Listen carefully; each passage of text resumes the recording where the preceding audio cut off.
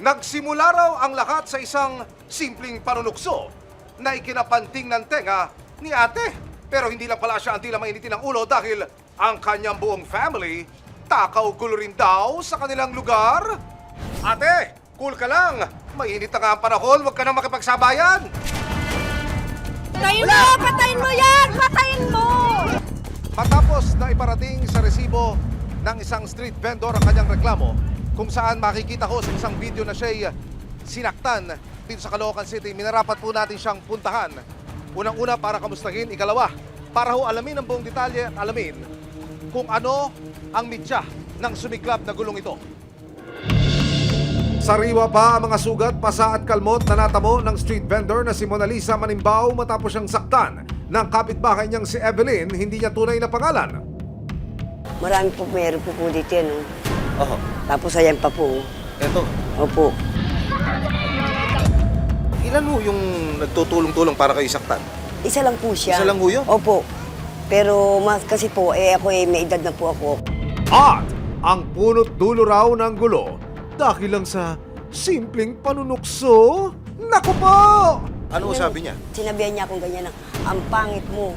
Sabi ho sa inyo? Opo. Pero nung habang sinasaktan kayo, sinubukan nyo bang awatin siya dahil kayo'y bugbog sarado na? Opo, hindi ko po Hindi nga niya tinigilan? Opo. Dire-diretso siya? Dire-diretso niyo pong ginawa yun.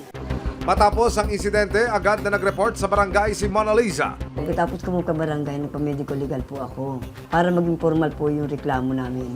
Dahil sa pangyayari, apektado pati ang kabuhayan ni Mona Lisa dahil sa mga iniindang sakit.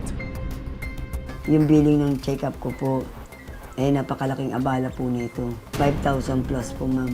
Malaking halaga na rin po yan, siyempre, dahil pagpuhunan ko na po, nabili ko pa ng gamot. Sinabunutan, tinadyakan at ginulpi hanggang sa mawalan ng malay.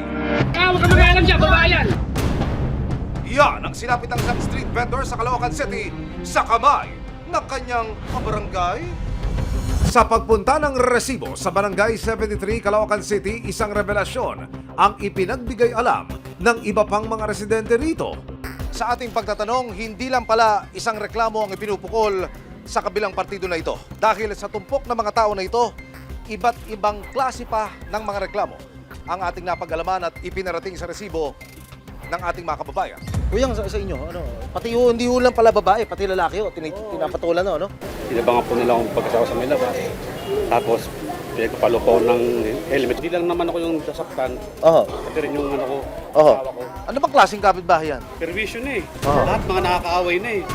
Maging ang ibang kaanak pala ni Evelyn. Malakas din daw mang trip ng mga kabarangay. Tinatawag po niya akong baliw tsaka tanga. Siya rin po ang dahilan kung bakit nagkasakit yung anak. Na-depress po siya. Ang tinutukoy ng isang residente, ang kanyang menor de edad na anak na si Mia, hindi niya tunay na pangalan. Pinahiya raw siya ng pamangkin ni Evelyn sa social media.